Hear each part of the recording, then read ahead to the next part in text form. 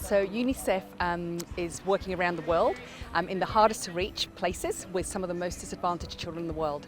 We are in 192 countries and we basically are there before, during and after emergencies for either dealing with emergencies or just general humanitarian aid, which is amazing. I'm very excited to announce the DC10 Fund in partnership with Unicef Aotearoa New Zealand. It's a fund that's pretty close to my heart that I've been working on for the last 12 months. I've been an ambassador for Unicef for about 7 years now, but now with the DC10 Fund I can hand-pick the Unicef projects that I can support, where we have a goal, and we go in there and support the children in need. So very excited to be supporting the kids here in New Zealand, local tamariki, and kids in the Pacific Islands as well, about providing clean water, sanitation and hygiene, and also to help with emergency appeals, which we're able to support the awful events that happened in Tonga recently, the volcanic eruption. So yeah, exciting times, and it's kind of done a full 360 and brought me back to Eden Park as well. It's something I've been thinking about for a couple of years, something I've always loved to do. I love kicking. I've always kicked ever since I was a young kid. So when I'm out kicking now, it's almost like meditation.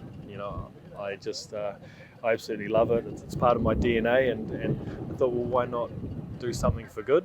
And I've always wanted to do more for Unicef and supporting children around the world. So I married the two together, and it's my first fundraising event. I'm going to attempt to do something that hasn't been done before and kick as many goals as I can in 24 hours. I did have a wee target. 1,598 kicks is how many test points I scored for the All Blacks. So I worked it out. It's just over 66 kicks an hour, so just over a kick a minute for 24 hours. So whether I can do it or not, we'll find out in a couple of weeks. But I've been training pretty hard towards this.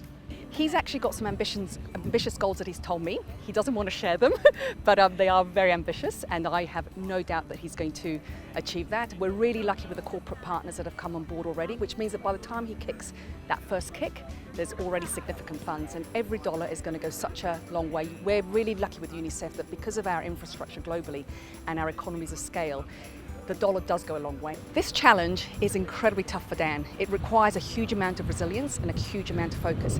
And the synergies between what Dan's doing and what we do every day are absolutely amazing. Unicef works, as I said, in some of the hardest to reach places, and we stay, and it's hard, and we have to remain strong, we have to remain dedicated for the children of our world.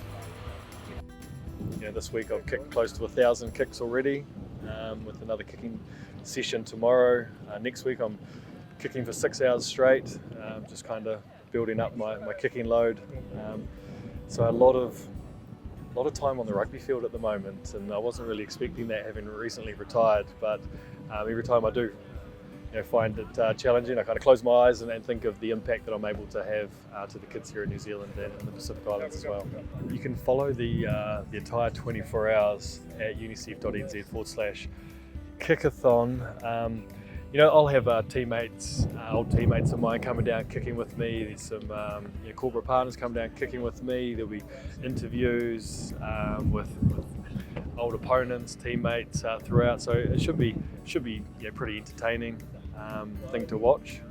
There'll be live tracking of how many kicks I get or miss, the meters that I've kicked, and all sorts of little bits of information like that. Hopefully, people of New Zealand and rugby supporters all over the world can get in behind this and support, and know that the fact that the 100% of the donations will be public donations will go towards providing clean water to the kids in the Pacific.